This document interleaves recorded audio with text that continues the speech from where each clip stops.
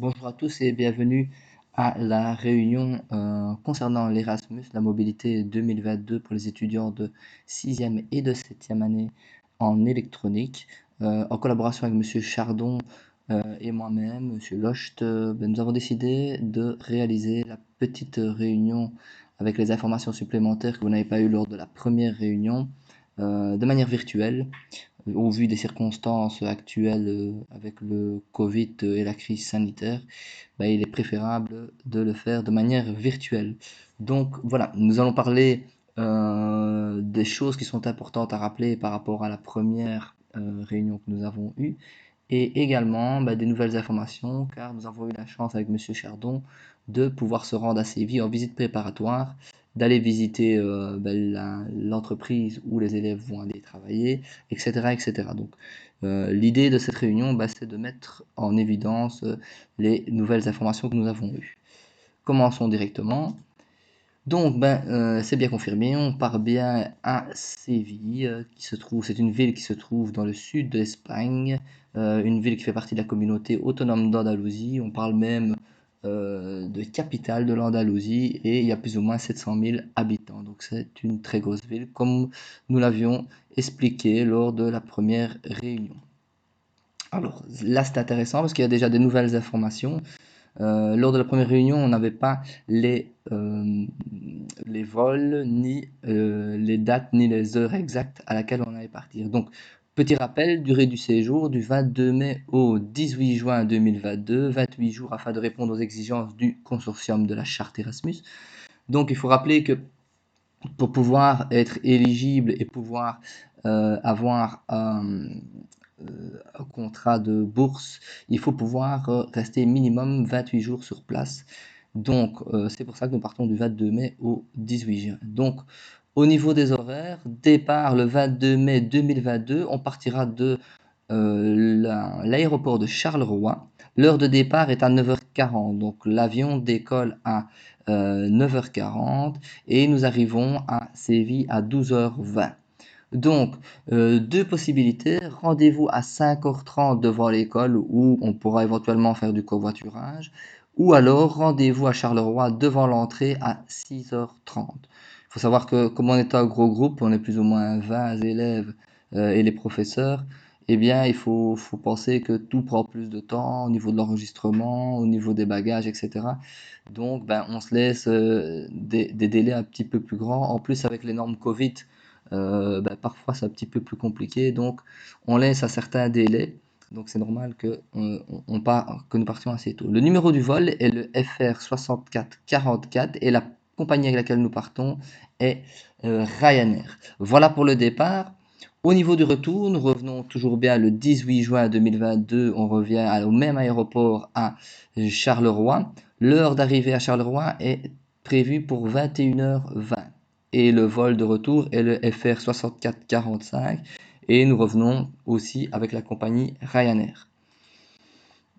Dans les bagages, petit rappel, nous en avions déjà parlé, mais cette fois-ci c'est confirmé, vu qu'on ne savait pas avec laquelle agence nous allons partir. Ici, on part bien avec Ryanair. Donc, en soute, c'est bien 20 kg maximum, grand maximum.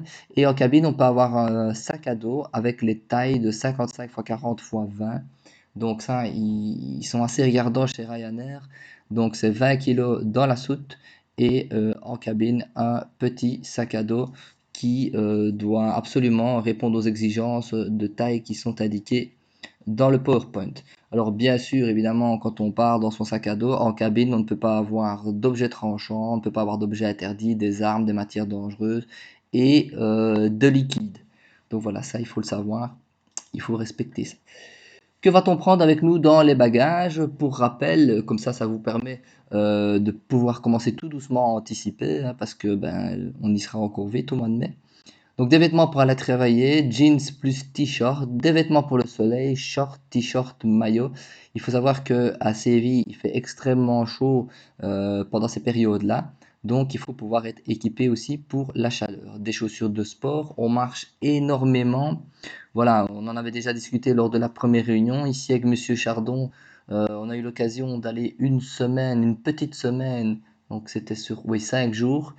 Pour la visite préparatoire, sur 5 jours, on a fait 100,1 km, un truc, enfin, 0,9 km, je ne sais plus exactement. On a fait plus de 100 km.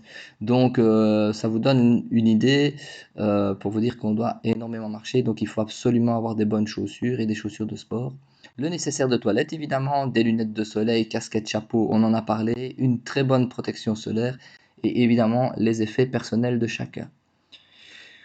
Pour rappel, et ça la commande va bientôt partir, on aura tous un t-shirt pour partir, et ça on demande que le jour du départ, le jour du retour, et quand on fait des excursions, que tout le monde mette son t-shirt. Ils vont recevoir normalement deux t-shirts, et évidemment ils ont l'occasion de le nettoyer, on reviendra à ça après. Mais voilà, le jour du départ, tout le monde a son t-shirt, comme ça on est une équipe, et au-delà de ça, c'est bien pour Monsieur Chardon et pour moi-même de repérer chaque fois où sont les élèves. Ça nous permet d'avoir un œil chaque fois assez facilement sur le groupe. Les documents, ça c'est très important, on en avait parlé la fois passée aussi. La carte d'identité, elle doit être valable pour une période de plus de 3 mois avant le départ. Donc ça c'est à regarder, voir si votre carte d'identité et la carte d'identité de vos enfants ne sera pas périmée 3 mois avant le départ. Si c'est le cas, il faut la changer.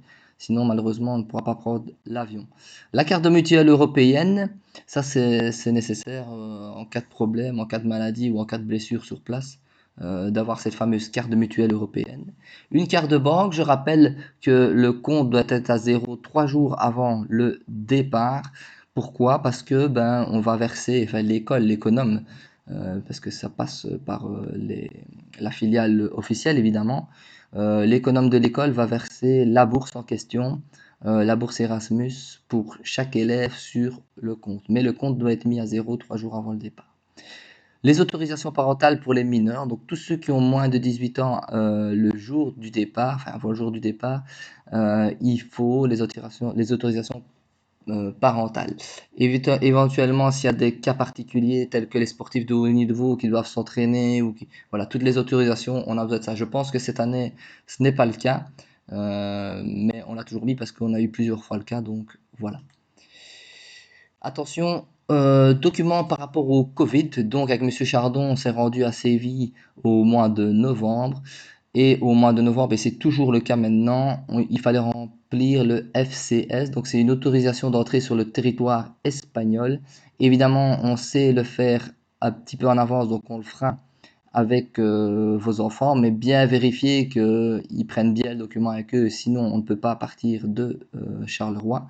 On ne nous laisse pas entrer dans l'avion si on n'a pas ce fameux FCS. Et quand on arrive en Espagne, il faut présenter ce fameux FCS. Donc ça, c'est une chose. Il faudra, au niveau de la vaccination, en tout cas pour le moment, on demande un test PCR 72 heures avant le départ ou une vaccination complète. Donc voilà, ça ce sera à voir à ce moment-là. Ça changera encore peut-être d'ici là parce que c'est quand même encore dans 5 mois. Mais à vérifier et à garder à l'œil, mais ça on vous tiendra au courant. Le PLF pour rentrer en Belgique. Donc pour revenir en Belgique, ça on devra le faire sur place. C'est le Passenger Locator Form.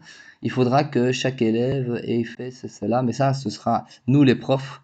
On les aidera sur place à faire ce fameux document, ce fameux PLF. Alors petite attention en rouge, restez à l'écoute des dernières mesures. Évidemment, ça change assez vite en fonction des différentes décisions qui sont prises par le gouvernement. À voir et surtout à rester à l'écoute des dernières mesures. Pour rappel, nous partons avec l'organisme Euromine. Donc, on a eu l'occasion avec Monsieur Chardon d'aller rencontrer la patronne et les dirigeants d'Euromine afin de pouvoir discuter, afin d'essayer de négocier un petit peu les prix, parce qu'évidemment, plus on négocie les prix, plus vos enfants ont des bourses importantes pour eux. Donc, et on a mis en place les activités qu'on allait faire sur place. On a mis en place toute la logistique, le soutien, l'accompagnement et la surveillance des étudiants en stage. On a été visiter la résidence pour les étudiants. On la connaissait déjà, mais comme ça faisait 2 ans qu'on n'y était plus allé, on a été voir si c'était toujours aussi bien. Et c'est toujours aussi bien. On a défini aussi le nombre d'heures d'espagnol qu'on allait avoir sur place, comment on allait les donner, comment on allait les repartir. Donc on a fait tout le programme culturel et on a discuté des transports. Donc voilà. Pour le logement, il n'y a pas de changement, c'est ce que vous avez annoncé. parce qu'il est toujours aussi bien et toujours aussi, voilà, toujours aussi bien. Le logement Interroven de Séville. Donc vous avez ici en haut à droite, vous avez la localisation. Donc c'est Calle Isaac Peral 2 à 41 012 à Séville en Espagne. Vous pouvez visiter le site web de Interroven. Je vous mettrai dans la description de la vidéo le petit lien pour pouvoir cliquer dessus. Comme ça, ben, si vous avez envie d'aller revoir les photos, les avis, etc., ben, ça vous permettra simplement avec un clic dans la description de la vidéo d'atterrir directement sur le site. Alors les chambres ici, en discutant avec les différents responsables de l'auberge, ce sera des chambres de 5 uniquement réservées pour nos étudiants à nous. Donc ils n'auront pas, malgré que c'est une auberge, il n'y aura pas d'autres personnes extérieures avec nous. Ils sont en demi-pension, donc ils ont le déjeuner et le souper. Ils doivent manger sur leur lieu de travail, mais on va y revenir aussi par rapport à ça. Et possibilité d'adapter les repas si l'étudiant a besoin de régime particulier. Là-dessus, euh, petit point d'attention dans le sens où ben, s'il y a des régimes particuliers ou des choses que nous devons savoir, ben, c'est bien qu'on le sache évidemment avant le départ et pas qu'on le découvre ou qu'on soit embêté sur place et qu'on puisse prendre les devants avec ben, les différents cuisiniers ou par rapport, je ne sais pas, à une allergie ou peu importe, qu'on puisse voilà, ne pas avoir de mauvaises surprises. Donc ça, on demande d'être mis au courant. Respecter le ROI de l'établissement signé par les élèves. Donc, chaque élève va recevoir quand on va arriver, ils vont devoir signer le ROI. Donc ici, ben voilà à quoi ça ressemble. On vous a fait une petite photo, mais voilà, ce n'est qu'une partie du ROI. On va le lire ensemble, comme ça vous savez ce que vos enfants devront pouvoir, vont devoir respecter. Donc, para pedir su llave deberás mostrar este impreso en réception. Donc, pour avoir la clé, il faut montrer cette impression à la réception. Donc, pour obtenir la clé, ben, il faut avoir ce fameux billet et avoir signé ce fameux ROI pour pouvoir avoir les clés. L'horaire pour le déjeuner est de 8h à 9h30. Le samedi et le dimanche et les jours fériés de 8h30 à 9h30, donc c'est une demi-heure plus tard. Solo hay una llave, il y a seulement une clé pour par chambre. Quand vous sortez, il faut laisser la clé à la réception et il n'est pas permis de consommer de l'alcool et petite parenthèse, il n'est pas non plus possible de consommer de la drogue, n'importe quel type, voilà, tout ce qui est prohibé, on ne peut pas, donc ni de la drogue, ni de l'alcool, voilà. En tout cas, dans l'auberge, on ne peut pas, et même en dehors de l'auberge, on ne peut pas non plus. Guardar silencio à partir de las 24 heures, donc on doit garder le silence à partir de minuit. Voilà un petit peu les grandes lignes. Évidemment, après tout est détaillé, mais j'allais pas tout vous mettre ici. Mais ça, c'est vraiment les grandes lignes. Ensuite, ils nous mettent ici, à la ligne ici, pour ouvrir la porte d'entrée et sortir. Il y a un code, mais ce code ne sera pas donné aux étudiants parce que ben, on veut qu'ils respectent évidemment le couvre-feu et qu'ils ne puissent pas sortir sans les enseignants. Évidemment un code Wi-Fi et il nous demande de quitter les chambres pour 11 heures le dernier jour. Voilà en gros les informations. Alors on a mis aussi ce document-là, pourquoi? Parce que ben, vous avez l'adresse, vous avez le numéro de l'auberge, vous avez l'email de l'auberge et encore une fois vous avez le site internet ici avec les différentes informations. Mais je rappelle que je mettrai le lien de l'auberge dans la description de cette vidéo. Alors, pour rentrer dans le vif du sujet, donc avec Monsieur Chardon, donc voici Monsieur Chardon et me voici. Et ici nous avons le patron, nous avons un des ingénieurs de la société et notre collaboratrice de chez Euromind. Donc on a été visiter la fameuse entreprise Drone Tools, donc c'est l'entreprise qui va nous recevoir, ce sera notre partenaire local. Et c'est eux qui vont former vos enfants, les étudiants de l'Athénée Royal d'Esneux, les 6e et les 7e, sur les différents drones et les différentes technologies de drones. L'idée, c'est quoi? C'est de partir d'une table qui est vide, comme on vous l'avait expliqué, et finalement, au bout des 4 semaines, de pouvoir faire voler un drone et de faire un test en vol avec fameux drone. Donc, on a eu l'occasion et la chance de pouvoir visiter toute l'entreprise qui est juste incroyable. Sincèrement, voilà. C'est une opportunité, une chance superbe que nos étudiants vont avoir de travailler avec une société qui est à la pointe comme cette société Drone Tools. Voici quelques photos. Donc là, on voit Monsieur Chardon avec un drone qui a été réalisé en carbone, donc c'est très léger. Ici, c'est un drone spécifique pour l'agriculture. Voilà, donc c'est un petit peu pour donner. Donc Drone Tools, construction et programming. Donc ils vont construire le drone et programmer. Stage, conception de drone. Il faut une tenue adaptée, le respect du matériel mis à la disposition des étudiants. Donc il faut savoir que ben, c'est tout du matériel de pointe, que ce soit en impression 3D, en découpe laser, peu importe, en mécanique, en peinture, etc. Tout le matériel qui va être mis à disposition des élèves est un matériel de pointe. Et ça, ben voilà, avec la société, le patron de la société, les élèves vont signer aussi une charte, comme quoi ils s'engagent à respecter le matériel, parce que ben, le patron met tout ce matériel à disposition des étudiants pour apprendre un maximum, mais évidemment, il faut un minimum de respect pour ce matériel qui est très coûteux.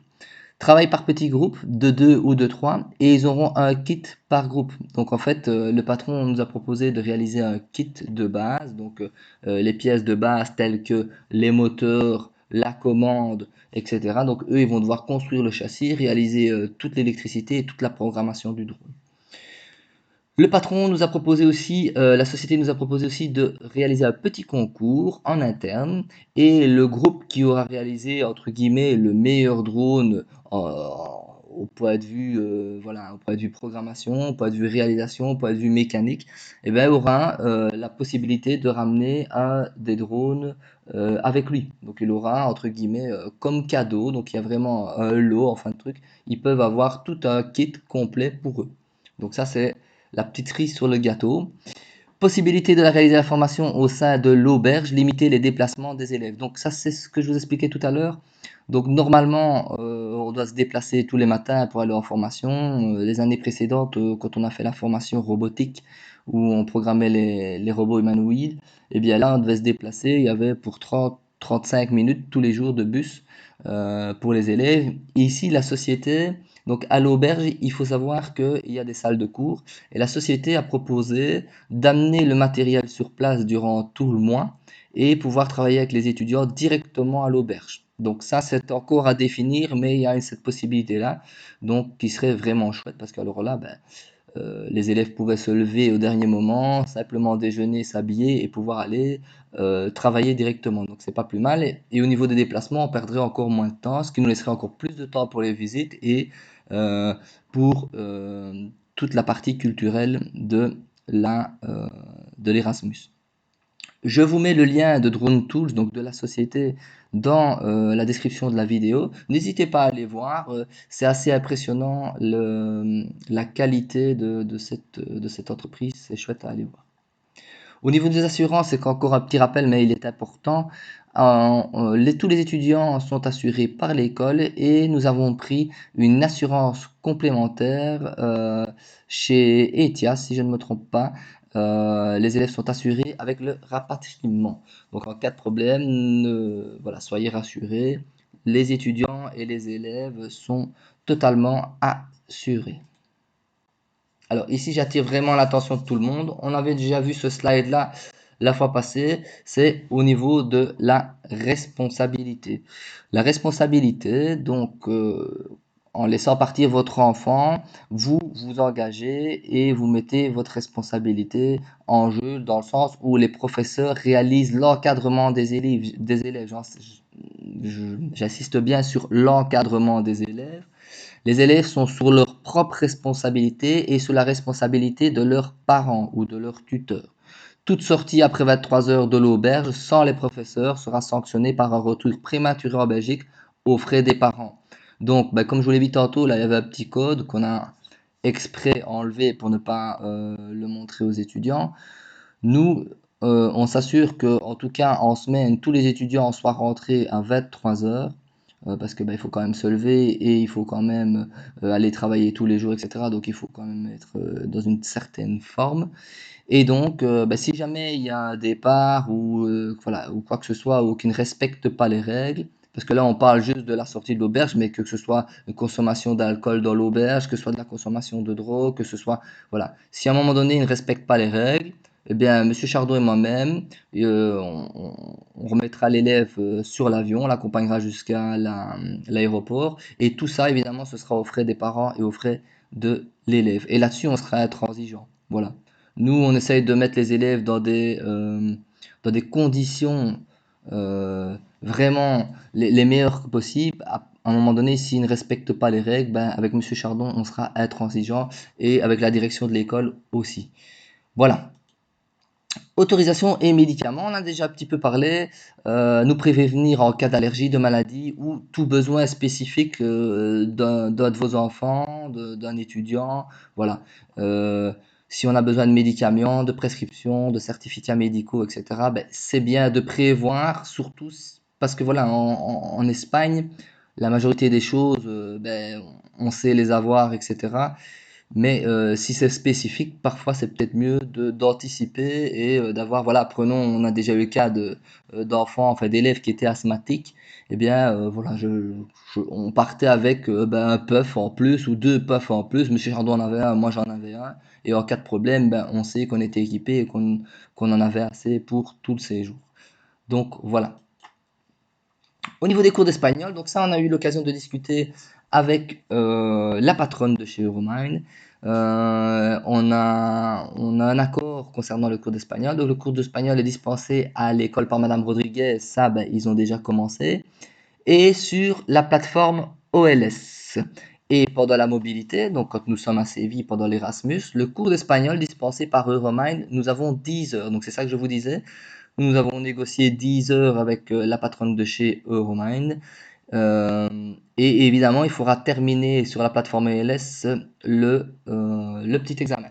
Alors, la plateforme ELS, qu'est-ce que c'est? Donc là, je fais une petite aparté pour vous montrer ce que c'est. La plateforme OLS, elle se trouve ici. Donc, c'est tout un cours en espagnol. Donc, vous commencez le cours dans la partie 1A-, et vous pouvez aller jusqu'à C1. Donc tout ça, ce sont des niveaux de langue qui sont reconnus par l'Europe et l'Union européenne. Et à la fin, vous obtenez une attestation de participation et un diplôme. Voilà, par exemple, ici, moi, pour vous montrer simplement, hein, ici, si je vais dans paramètres et dans ma progression, eh bien, on va voir le nombre d'heures que j'ai passé sur la plateforme. Ben voilà, ici, j'ai passé 105 heures et 25 minutes sur la plateforme. Et alors, il suffit de télécharger l'attestation et ça, c'est reconnu officiellement au niveau européen. Donc au niveau des langues, c'est quelque chose vraiment d'intéressant. Et alors, comme indiqué ici dans le PowerPoint, avant de partir, quand les élèves auront signé leur bourse, enfin en tout cas ben, le contrat avec l'Erasmus, ils s'engagent à faire minimum 50 heures de pratique sur la plateforme. Voilà. Il faut faire 50 heures minimum sur la plateforme. Voilà, c'est un cours qui est donné totalement gratuitement et un cours virtuel. Donc, c'est des choses que normalement ben, les gens doivent payer. Ici, c'est totalement fourni par l'Europe, par le programme Erasmus. Donc voilà, on demande au moins de faire 50 heures de pratique sur la plateforme. Je vous mettrai la description, enfin dans la description, je vous mettrai l'adresse internet de la plateforme OLS. Je pense que la majorité des étudiants ont déjà, parce que nous on sait suivre avec Monsieur Chardon, on a un compteur et on voit ben, la progression de chaque étudiant, ce qu'ils ont réalisé ou ce qu'ils n'ont pas encore réalisé. Alors, les examens. Ça, c'est une petite parenthèse, on en avait déjà parlé aussi, mais pour rappel, parce qu'elle est importante, il faut savoir que les examens à l'école sont réalisés avant le départ. Donc, il faut savoir que vos étudiants, que ce soit en sixième ou en septième, vos enfants, ils ont des épreuves intégrées. Qu'est-ce qu'une épreuve intégrée? On groupe tous les cours et ils passent un seul et même examen, mais qui reprend tous les cours. Donc, tous les cours d'électronique, le français, oui, le français, les maths, l'anglais, etc., etc. Tout est repris dans une épreuve intégrée. L'épreuve intégrée de l'école est réalisée, défendue et corrigée avant le départ. Pour les septièmes, les épreuves à Technifutur, parce qu'il faut savoir qu'en plus de ça, les septièmes, ils ont une épreuve à Technifutur, donc en centre de compétences. Elles sont clôturées avant le départ aussi. Il y a 4 jours d'épreuves intégrées. Ces 4 jours d'épreuves intégrées sont mis juste avant le départ. Alors, il reste un dernier volet de ces examens et de ces ESS. Les épreuves externes seront réalisées à Séville par l'équipe pédagogique de l'école pour le 6T. Il faut savoir que il y a un examen externe, donc qui est le même pour toutes les écoles de la communauté française et qui doit être réalisé en temps et en heure parce que tous les examens commencent en même temps et finissent en même temps. Et ça, on a un représentant de l'école qui viendra sur place pour faire passer cet examen pour les sixièmes. Les septièmes, l'ayant déjà fait l'année passée, eux, ils n'ont pas besoin de le faire ce jour-là. Les visites, ça n'a pas changé. Avec Monsieur Chardon, on a essayé de trouver quelques visites et quelques points culturels à réaliser en plus. On a trouvé quelques trucs sympas, mais dans les grandes lignes, voilà, Malaga, Tavira, donc on fera un voyage à Malaga, un voyage à Tavira, on fera la métropole Parasol, les jardins d'Espagne, la Macarena, la cathédrale de Séville, les jardins d'Alcazar, etc., etc., les restaurants, les arènes, etc., etc. Donc ça, ce sont les grandes lignes, mais on en avait déjà parlé l'année passée, pardon, à la réunion précédente. Donc voilà. Prochain rendez-vous, et ce prochain rendez-vous se fera évidemment en présentiel, en tout cas je l'espère. Ce sera la réunion de préparation, donc la dernière réunion avant le départ. Cette réunion, elle aura lieu le lundi 9 mai à 18h30 à l'école, dans la classe de Monsieur Chardon. Donc c'est la classe où on a effectué la première réunion. Donc il n'y a pas de changement, ce sera exactement la même chose. Donc pour rappel, le lundi 9 mai à 18h30 dans la classe de Monsieur Chardon. Voilà, je pense que tout a été dit. En tout cas, les nouvelles infos ont été données. Maintenant, n'hésitez pas à revenir vers nous, que ce soit vers moi-même, donc Monsieur Locht Pierre, avec mon adresse email p.locht@are.be ou au 0478 980 763, ou alors via Monsieur Chardon 0495 857 646 ou p.chardon@are.be. S'il y a la moindre question ou voilà, la moindre demande, n'hésitez pas à venir vers nous.